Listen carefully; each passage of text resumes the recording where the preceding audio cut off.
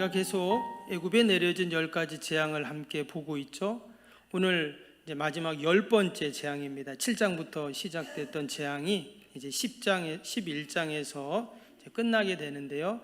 다시 한번 10가지 재앙 우리가 한번 암송하고 넘어갈까요? 제가 지난주에 쉽게 암송하는 법 가르쳐 드렸죠.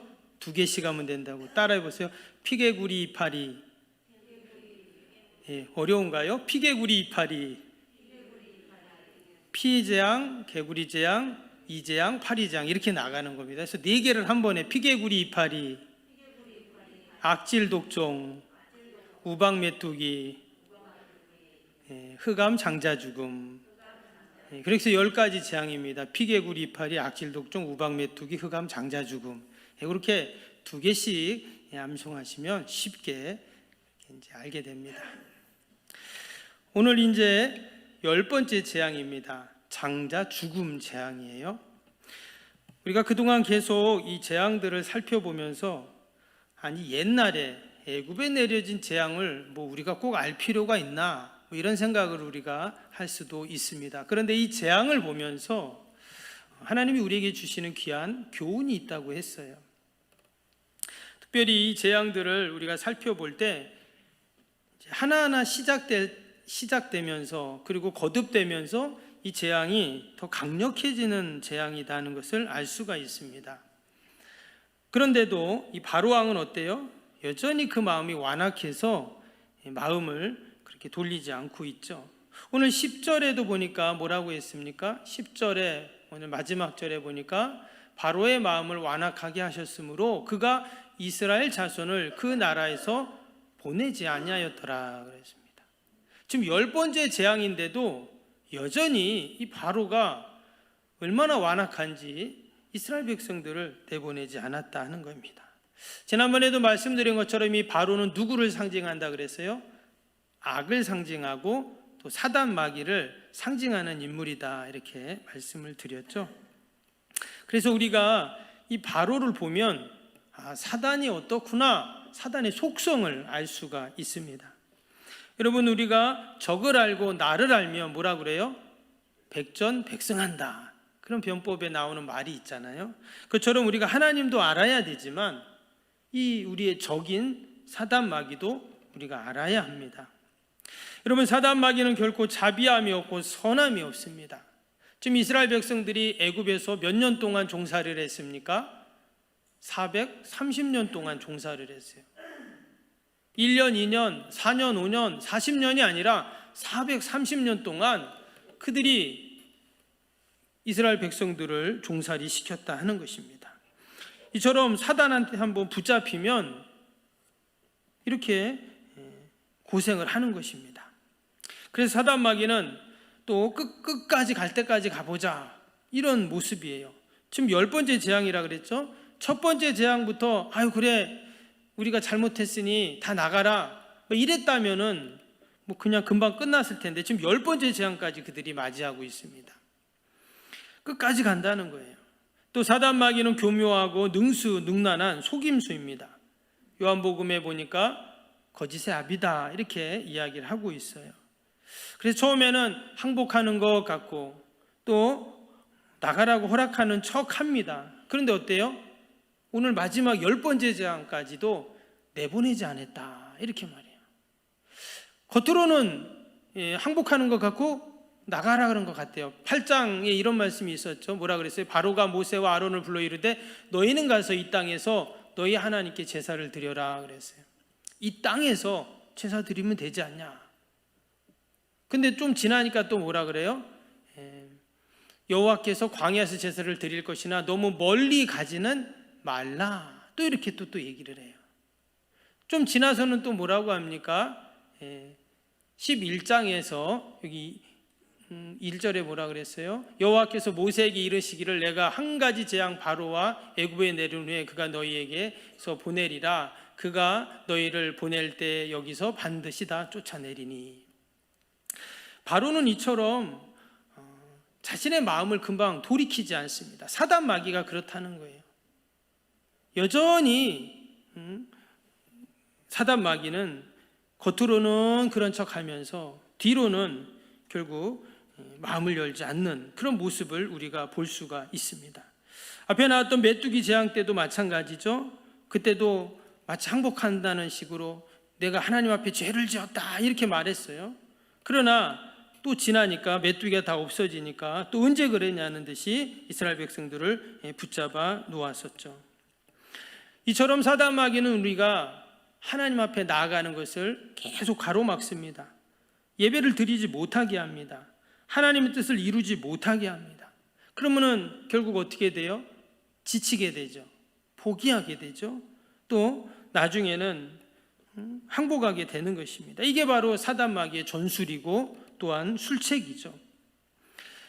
혹시 여러분들 그 뉴스를 봤나 모르겠는데 요즘에 그 이슈가 되는 게 있어요. 그 넷플릭스에서 나왔던 나는 신이다라는 그 이단들 이렇게 다큐로 고발한 영상이 있는데 그게 요즘에 아주 이슈가 되고 있어요. 그 정명석 뭐 이런 사람들 어떤 범죄를 지었는데 이런 것들이 쭉 이렇게 나오는 영상인데, 근데 거기에 보면 그 이단에 완전히 그 사람들은 범죄 집단이고 범죄자잖아요. 근데 거기에 이렇게 있는 사람들이 어떻게 저렇게 저기에 현혹이 돼가지고 심지어 거기에 뭐 대학 교수, 뭐 검사, 뭐 유명 연예인, 또 방송국 PD 이런 사람들이 거기에서 함께 그거를 다 동조를 하고 있다는 거예요. 참 이해가 안 되죠. 그런데 왜 그럴까요? 결국 이것인 것이죠. 그래서 결국은 다 피해자가 되는 것입니다. 근데 여러분이 바로도 마찬가지예요. 바로는 지금부터 3500년 전 사람인데 여전히 그때나 지금이나 이 사단 마귀는 사람들을 현혹하고 또 사람들을 흔드는 것이 똑같아요. 그때나 지금이나. 지금 그 애굽 사람들이 그 10가지 재앙을 통해서 어떻게 하고 있습니까? 그들이 믿고 있었던 그 신들이 다 지금 무력화되고 있어요. 그 재앙이 모든 그 애굽의 신들을 전부 무력화시키는 그러한 재앙들이었습니다. 그럼에도 불구하고 결코 꺾지 않고 있어요. 이처럼 사단 마귀는 여러분 결코 포기하는 법이 없습니다. 그래서 우리는 어떻게 해야 됩니까? 온갖 방법을 동원해서 우리를 하나님과 멀어지게 하고 또 우리를 낙심하게 만드는 이 사단 마귀를 우리가 믿음으로 여러분 이겨야 할 줄로 믿습니다.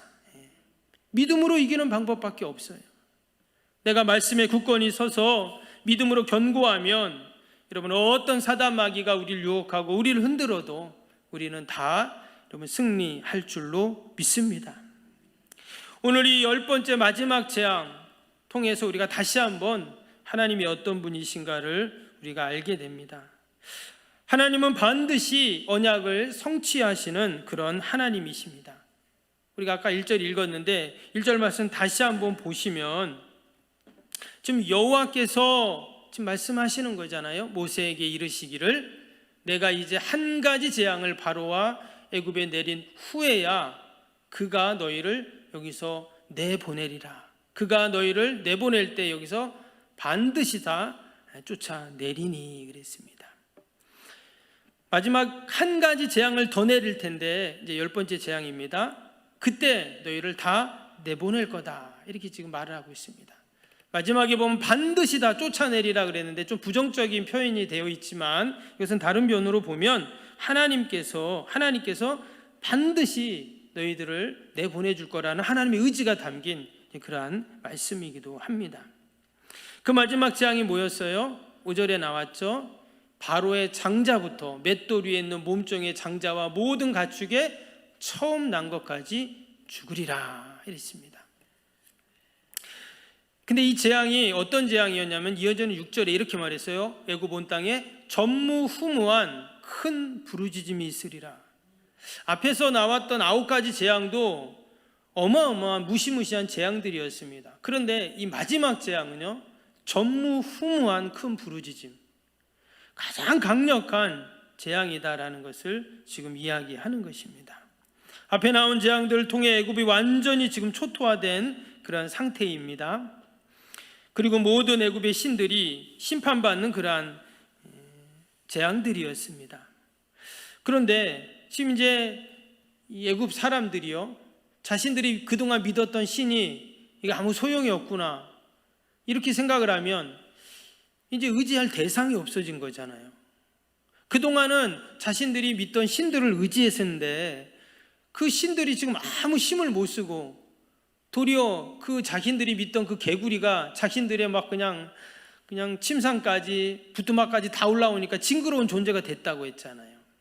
그러면은 이제는 자신들이 의지할 신이 없는 거예요.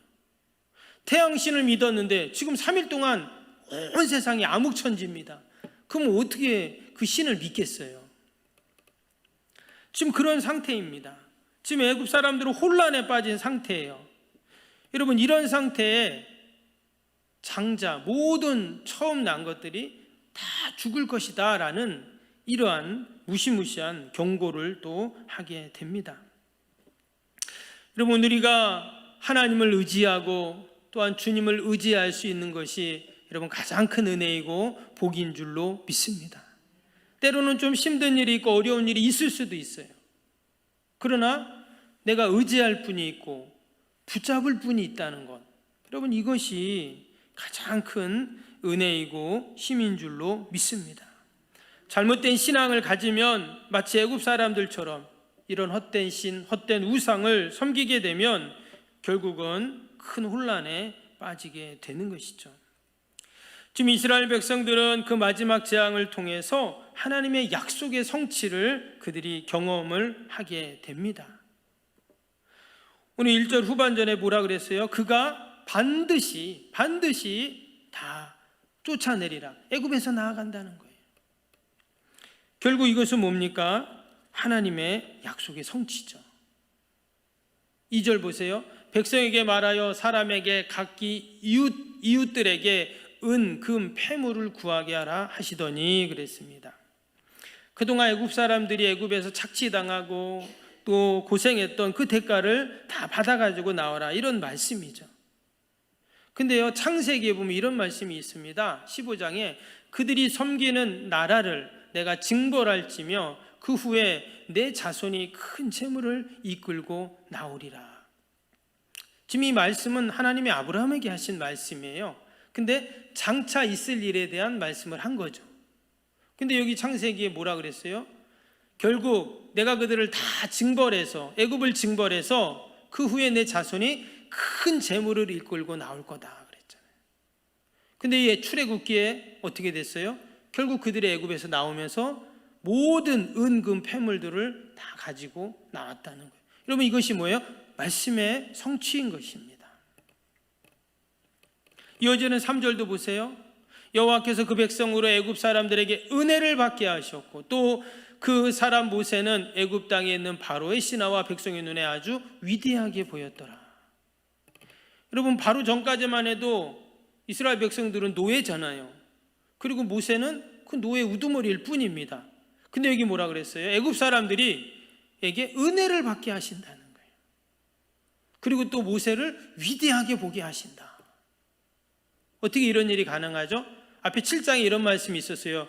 여호와께서 모세에게 이르시되 볼지어다 내가 너를 바로에게 신같이 되게 하였은즉 그랬어요.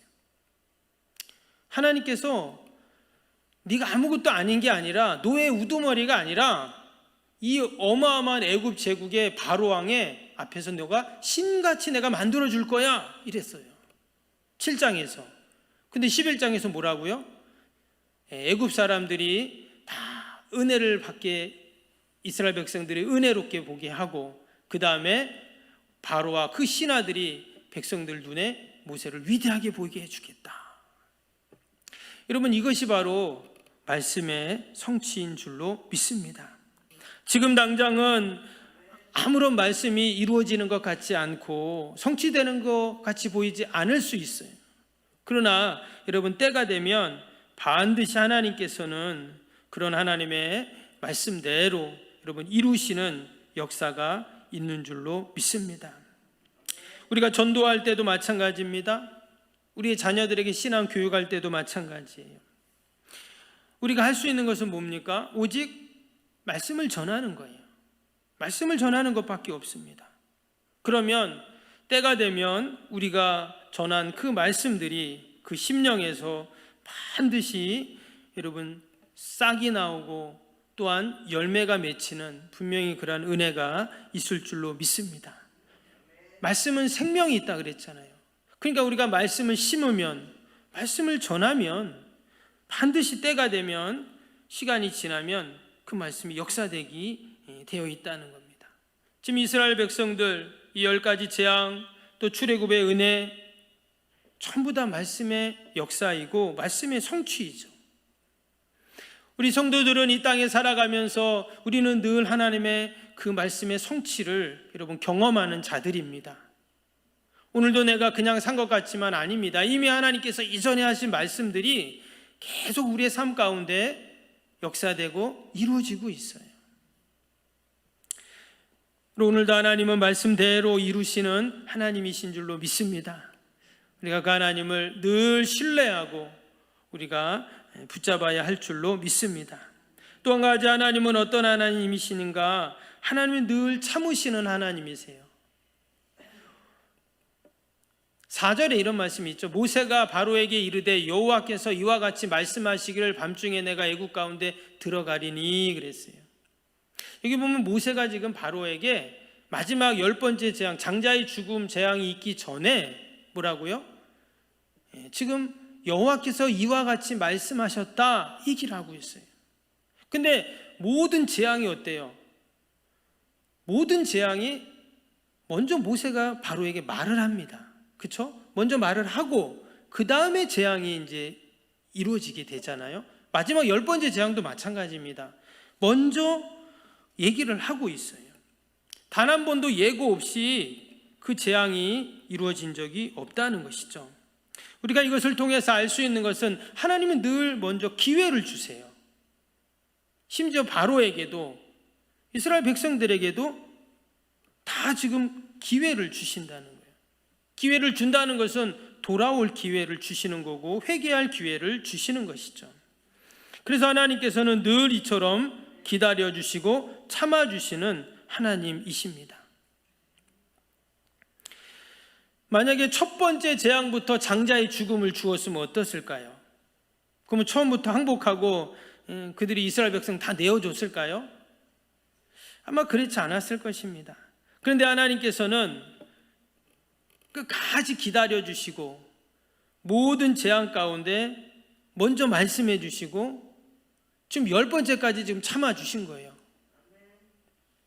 이처럼 하나님은 늘 우리에게 기회를 주시고 또 참아주시고 여러분 기다려주시는 하나님이신 줄로 믿습니다. 베드로후서에 주의 약속은 어떤 얘기는 더디다고 생각하는 것까지 더딘 것이 아니라 오직 주께서 너희를 대하여 오래 참으사 아무도 멸망하지 아니하고 다 회개하기에 이르기를 원하시느니라. 하나님은 모든 사람들이 다 회개하고 주님께 돌아오기를 원하시고 기다리신다는 거죠. 누구에게까지? 바로에게까지. 이처럼 하나님께서는 늘 우리를 기다려주시고 또 기회를 주시는 우리 하나님이신 줄로 믿습니다. 누구도 멸망당하기를 원치 않으십니다. 10가지 재앙이 있었지만 그래서 하나님의 심판이 있었지만 심판 전에 하나님은 사랑의 하나님이시기 때문에 이처럼 늘 기회를 주시고 은혜를 주시는 하나님이십니다. 오늘 말씀해 보면 6절 7절에 이런 어마어마한 재앙들이 계속 있었지만 지금 전무후무한 큰 부르짖음이 있었다고 했죠. 그런데 희한한 것은 7절에 보시면 그러나 이스라엘 자손에게는 사람에게나 짐승에게나 개 한 마리도 그 열을 움직이지 아니하리니 여호와께서 애굽 사람과 이스라엘 사이에 구별하는 줄을 너희가 알리라 하셨나니. 여전히 하나님께서는 하나님의 택한 백성들은 어때요? 구별하여 주셨어요. 지금 애굽에서는 전무후무한 곡소리가 흘러나오고 있지만 이스라엘 백성들의 삶의 터전에는 평안합니다. 하나님이 지금 구별하셨다 이렇게 지금 말씀을 하고 있어요. 왜 하나님이 이런 은혜를 이스라엘 백성들에게는 주실까요? 이스라엘 백성들이 잘나서 아니면 예뻐서 아닙니다. 이것이 바로 전적인 하나님의 은혜다라는 것입니다. 하나님의 은혜를 베풀어 주시는 거예요. 오늘도 우리가 그 하나님의 은혜 가운데 여러분 살았는 줄로 믿습니다. 그리고 내일도 그 은혜는 계속 이어집니다. 이 땅에 수많은 재앙들이 있습니다. 그러나 하나님께서는 하나님의 택한 백성들을 늘 지키시고 여러분 보호하시는 우리 하나님이신 줄로 믿습니다. 다시 한번 우리가 이 재앙을 통해 애굽에 내려진 10가지 재앙들을 보면서 하나님의 권능을 보고 또 하나님의 택한 백성들을 구원하시는 그 은혜를 경험하는 저와 여러분이 되시기를 주님의 이름으로 축복합니다.